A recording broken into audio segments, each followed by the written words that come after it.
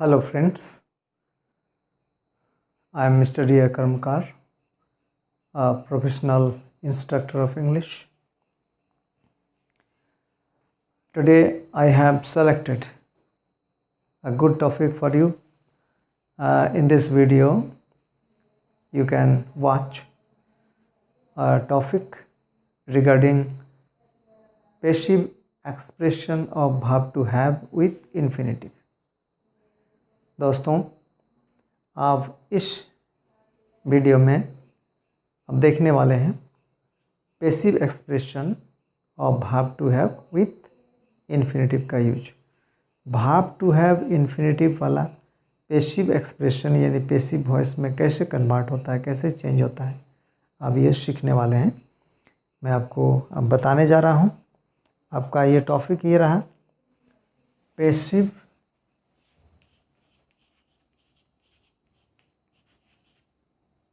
of verb to have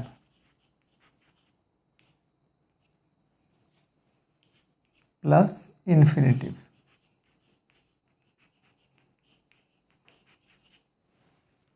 passive of verb to have plus infinitive, infinitive के साथ verb to have का passive कैसे बनता है।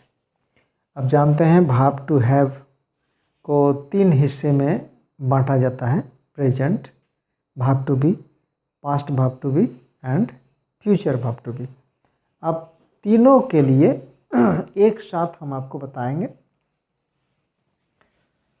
लेकिन तीनों का वर्ब्स तो आपको याद रखना है। प्रेजेंट वर्ब टू बी मतलब has have, past present verb to have means has have, past verb to have means had and future verb to have means shall have, will have. तो इसका passive construction, active construction पहले देखिए। इसका active इस तरह होता है, जैसे सब्जेक्ट ऑफ, यहाँ पर हम लिख देते हैं वर्ब टू हैव,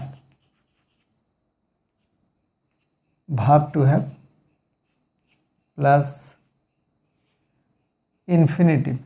इन्फिनेटिव का मतलब to plus verb one plus object. Subject verb to have plus infinitive plus object. अब इसमें देखिए तीनों का एक साथ ध्यान दीजिएगा। प्रेजेंट वर्ब टू हैव का मतलब यहाँ पर हैज और हैव में से होगा।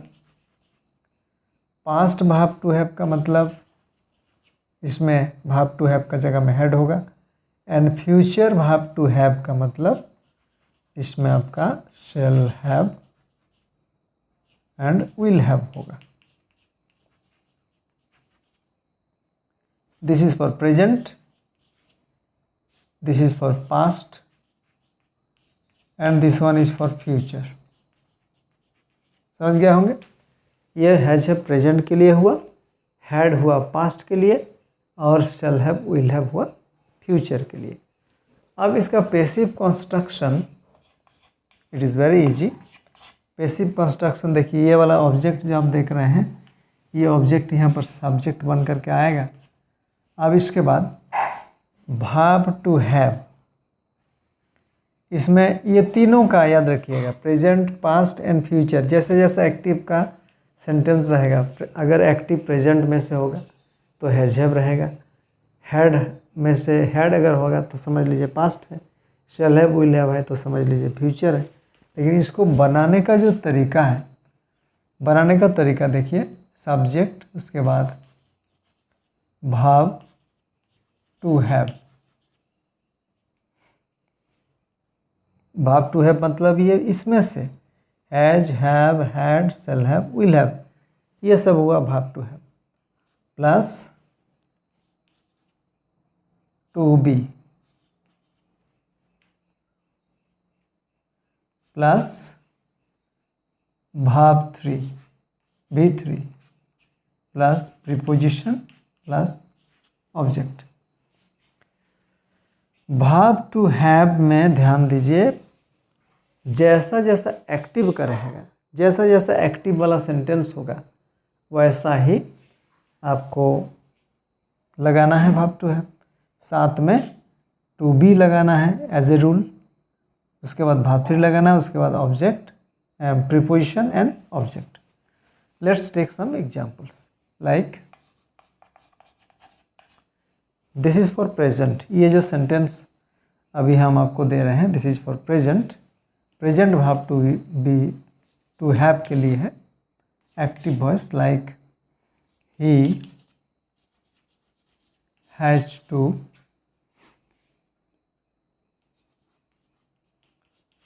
write a letter. He has to write a letter. He has to write a letter. By has, you can easily understand that this sentence or this active voice belongs to present one. इसी से समझ में आ रहा होगा आपको कि ये has है मतलब प्रेजेंट वाला है, तो इसका पैसिव नियम इसमें दर्शाया हुआ है। आपको सब्जेक्ट पहले लेना है, एक्टिव का ऑब्जेक्ट को सब्जेक्ट का जगह में लाइए। ए लेटर, इसमें हैज, इसमें भी हैज होगा, हैज। इसके बाद देख रहे हैं कि यहाँ पर वर्ब टू बी हैव के बाद यहाँ पर टू बी लगा हुआ, टू बी लिखा हुआ है, इसलिए हैज के बाद आपको यहाँ पर टू बी लिखना है। इसके बाद राइट का third form written by him. He has to write a letter. A letter has to be written by him. It is clear? And in this way you can take again lots of examples of present. Now I am giving you one sentence of past. Past का मैं आपको एक sentence दिखा रहा हूँ।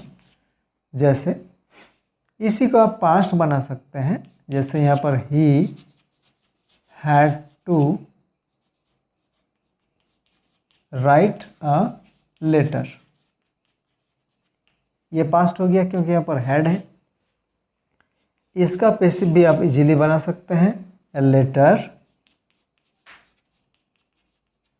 Had to be written by him.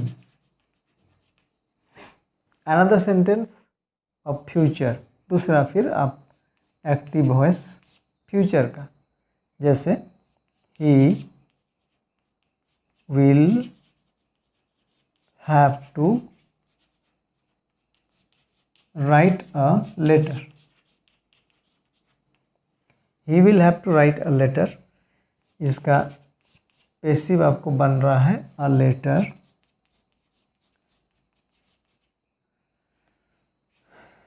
will have to be written by him।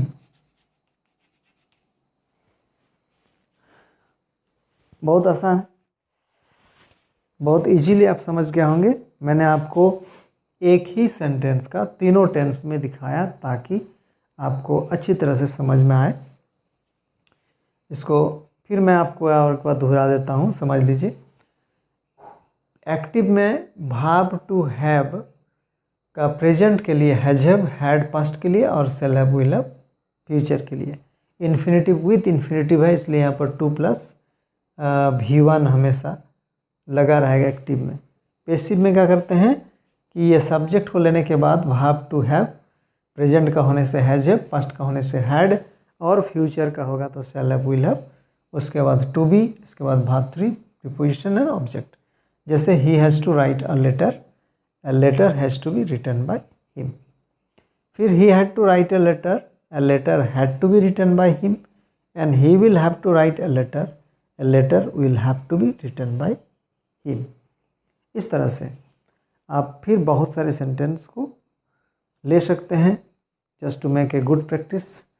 And अब इस video के अंत में मैं आपको अच्छा सुझाव देना चाहता हूँ कि आप कमिंग एग्ज़ाम्स के लिए आप अच्छी तरह से तैयारी करें, इन सारी चीज़ों को अच्छी तरह से ध्यान दें ताकि आपका एग्ज़ाम अच्छा रहे। And at the and I wish you best of luck for upcoming exams. Thank you.